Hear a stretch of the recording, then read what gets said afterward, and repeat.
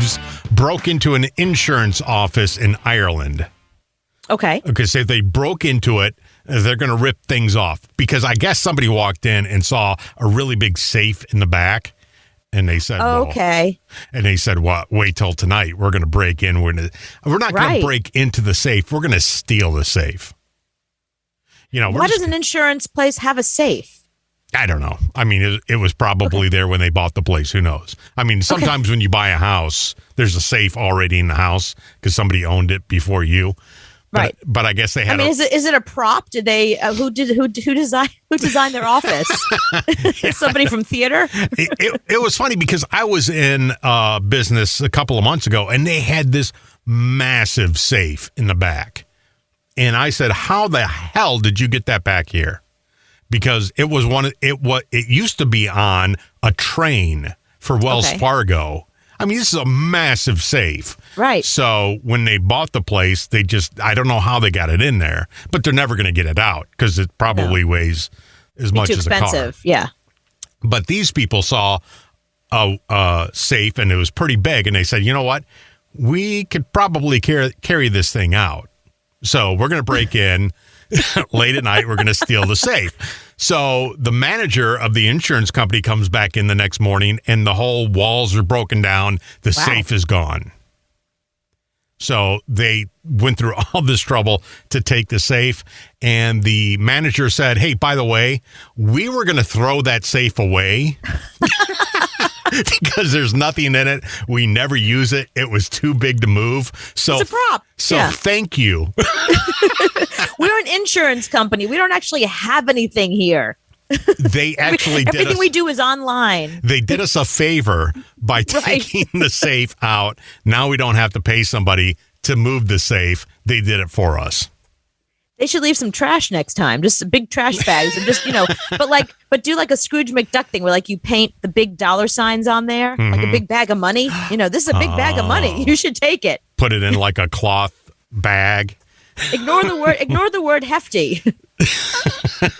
I just love that. So these guys broke in, took the safe. They have hernias now, and they probably dropped it on their toe and all that. And they finally. I love that you're concerned with the health of thieves. Who cares if they have hernias and they hurt their toe? Well, I'm just saying they went through all this hell to steal this massive safe. They get it home, they open it, it's empty. When I watch a murder show and I see somebody be bludgeoned to death with a piece of wood, my first thought isn't, gee, I hope the murderer didn't get a splinter. Yeah. I'm not thinking that. Did he break the bat? Is the bat still okay? Yeah, that's what I want to know. Right. But you go through all that.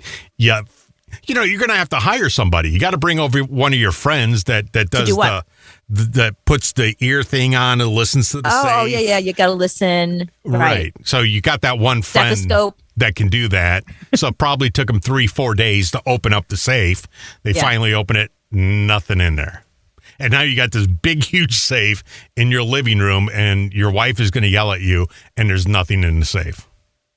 But that you gotta do recon. You gotta go in there first, see what's in the safe, see if it's worth your time. Because now you're gonna do prison. Because that's the thing. When you go to prison, you better have a good story. You can't walk in there and be like, "Yeah, it was totally like Geraldo Rivera. Open the safe, nothing in it."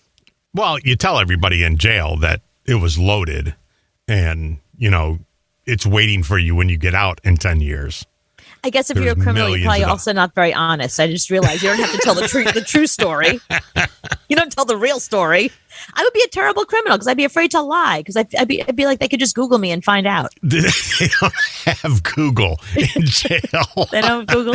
I don't think so. You have to wait till you go. Tinder? No Tinder. You go to the library, and I think the last thing you want to do is Google that guy. I think you want to look at porn or talk to your wife or something when you get to the library. The other news of this week is daylight saving time is going on this weekend. Thank you for saying it correctly. Well, because it's been beat in my head. By me and Chad. By you and Chad for the past 20 years. It's daylight saving time. Right. Not daylight savings time that people say, but daylight saving time. So that begins this weekend, and I always hate it because I lose an hour of something I love the most, and that's sleep. It's not just, we all lose an hour. It's not something we're just doing to you alone. It's just me. It's everybody. Well, and the bad thing is when you have kids, the kids don't know that it's 6 a.m. and not 7 a.m. Right. So they never get over it. So, Yeah, dogs too. My dogs are still waking me up early. I'm like, no, we did the daylight saving time. I mean, now it's good because now they'll finally get back, to their regular schedule. Yeah, because now dogs are going to start getting hungry at 4:30, not 5:30. Yeah. So they're going to be following you It's around. going to be even worse now. Yeah, because they don't have watches. They don't know. They can't Right. tell the time. But scientists, Why do we still do this? Why are we doing this at all?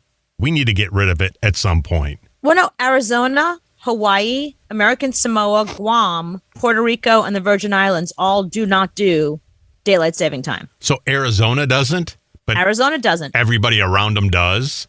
Yep. See, that's so confusing. Of course.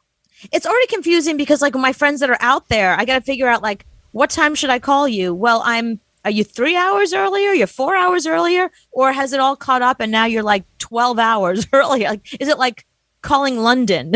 What is it like calling Arizona from New York at this point? Yeah, it's too confusing. When I go to Tennessee, I got to figure out, okay, am I losing an hour or I'm gaining an hour? And then when I come back, it always confuses me. So scientists now say it could take some of us up to 2 weeks to recover from the effect of changing time. See that? I think, and that's the bad part. That's what I'm saying. We shouldn't do it. We should just pick a schedule, stick to it, and that's the time. But which one do you want? But it doesn't matter. I don't just pick one. The idea is like Which one do you want is what I'm saying. Do you want it to get dark at 6 p.m. or do you want it to get dark at 7 p.m.? I want it to get dark at 7 p.m. I want more daylight. Okay.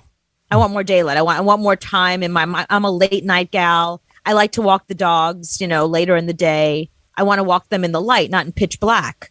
But when You know we what I mean? did mornings, we wanted it to be dark at 5. Yeah, I don't do mornings anymore. I don't care. Yeah, I know.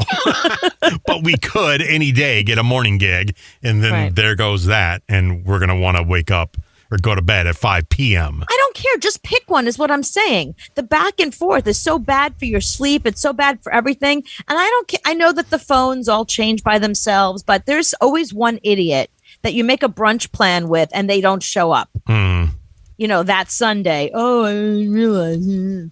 I mean, now at least it's COVID, so no one's having brunch, but every single year it was always a problem. There's always somebody. I never made plans on that Sunday because there was always some idiot that would stand you up. Well, there's always that one guy at work that would show up a half an hour late and say, well, it was because I didn't change my clocks.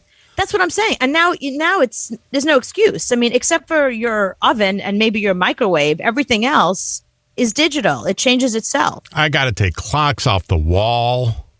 That's a whole thing. Then you got to find the little nail that you put the clock back on. It's a pain in the ass. I know. I mean, it's a pain in the ass for sleep. It's a pain in the ass on every level. I just don't. Again, we did it because when we were an agrarian society and we needed, kids to go out and plow the fields, it was important to have that sunlight early or sunlight later, depending on what crop we were doing. That's not the case anymore. I mean, there are still farms and farmers, but it's not everybody. And, it doesn't make any sense. So let them be on whatever time they want to be on. The rest of us, let us have our own. So do you change the clocks before you go to bed or do you change them in the morning? Neither. It's like days later. I look at my phone and I'll be like, ugh, nothing in the kitchen matches my phone. Mm-hmm. And it never does anyway. Even if I change it, like right now, all the clocks in my kitchen say all different time. My kitchen is like 4 different time zones because the microwave is brand new and the oven is old. And then the clock that was on our wall, like my decorative clock that was on our wall in Long Island is now in my kitchen, so that's, I don't even know. That doesn't work anymore. I think it stays on 5. It stays on 5 p.m.